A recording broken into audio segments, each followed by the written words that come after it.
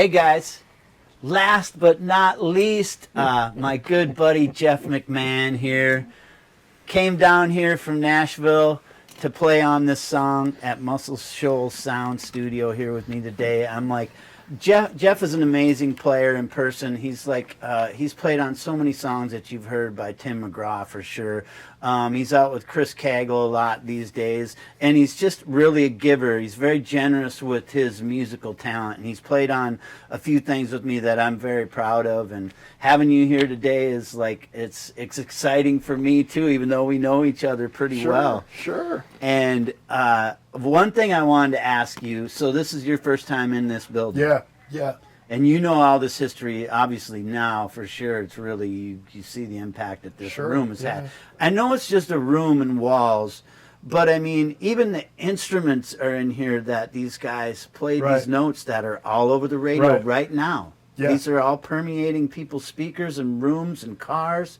What do you think about playing, I mean, that B3 organ that was on so many hits? Yeah. Do you feel anything towards these instruments? You know, it's kind of funny because I don't think I knew exactly how important of a session this was. I knew some of the guys that were coming in and playing. I knew we were going to be recording here, but I'm just reminded, as a kid, I didn't know where records came from. I wasn't aware of it, and I saw like a plaque, something on the wall with Bob Seger, the Against the Wind record, and the #1, which was made here, and Linda Ronstadt, who I listened to all those records and played all those records as a kid, but I was from a small town in Texas. I didn't know where records came from. I didn't know the process. We didn't have VH1 behind the music showing studios and all of that. I was still a couple of years. So yeah, wandering around here today and realizing that all those records that were so instrumental for me that I was learning to play too. Yeah, that as well, learning to play these songs. Yeah, I was learning to be a player by playing some of these songs. And then to play on a whirly that, I think there's a picture of Rod Stewart leaning over the whirly I was playing on. It's just, it's kind of crazy. It really is, and it's funny. It's not funny. It's really cool that the places music takes you. I mean, you especially been around the world playing big arenas and things like that, and even this small stuff like coming to, like we're sitting in front of this piano that had Freebird had been played on it, old time rock and roll. Just take those records off the shelf. I mean, there's the sound. So they hit the keys, it bounced down the wire, went into that board, and made it to my radio at home. It's hard to fathom.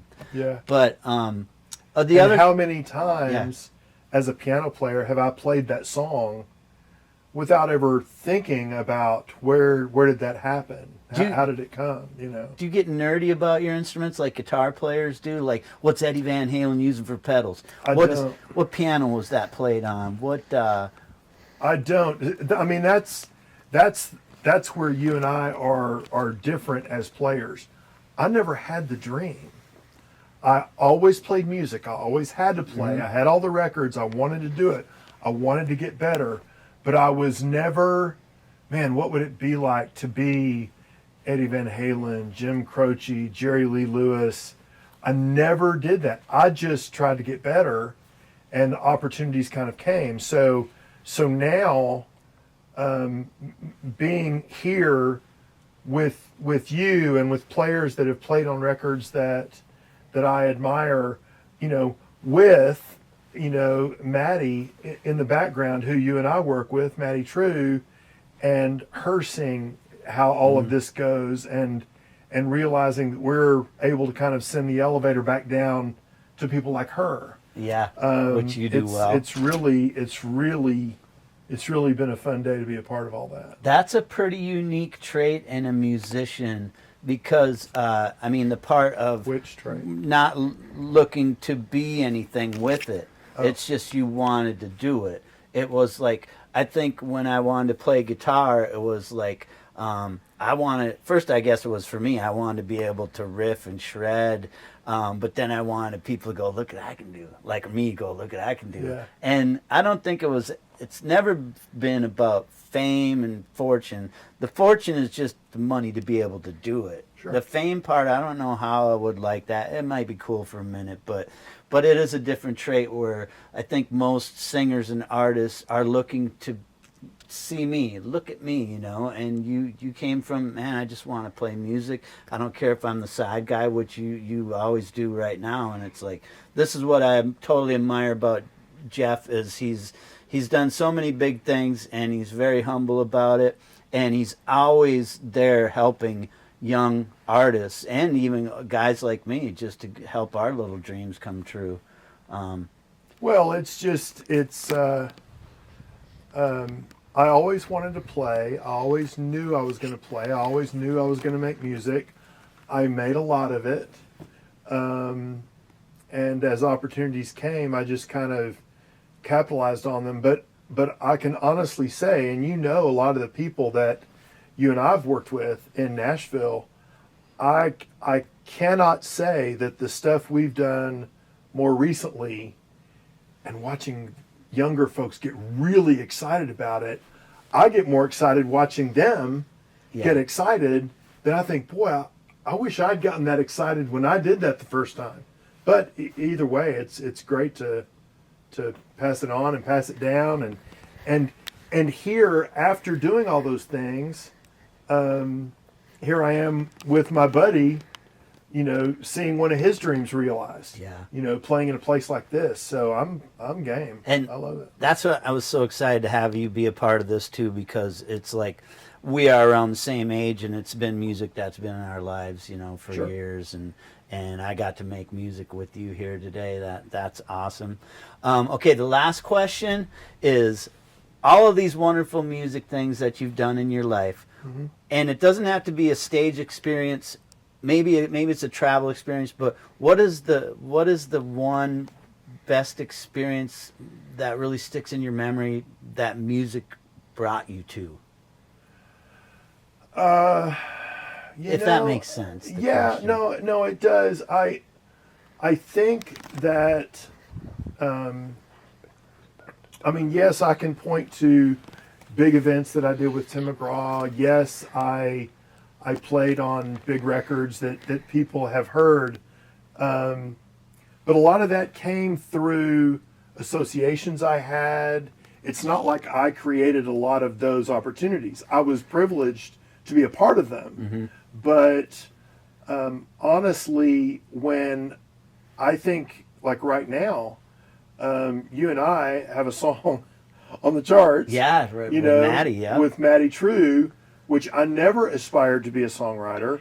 But I do know that some of the opportunities that we've been able to offer her, I do feel like I can take a little more ownership of and recognize that the lessons I learned through the opportunities I was given, I feel like I have carried them well because we're able to pass them on and seeing some success for other people. Yeah, it's exciting and fulfilling. Yeah. So I don't know that those are not some of my favorite things. The fact that I can still have a second act after all of those other things, and I don't have to wear my leather jacket from we're not done yet 2003. Either, you know that. Right, exactly.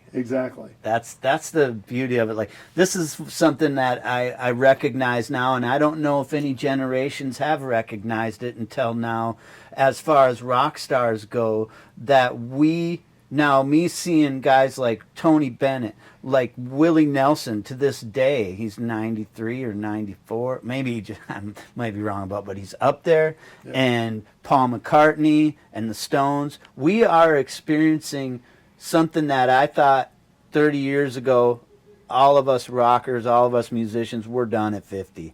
But no, man, we can do this till the day we die, and I think that's why I say we're experiencing those rockers who first got on media like radio and television for sure.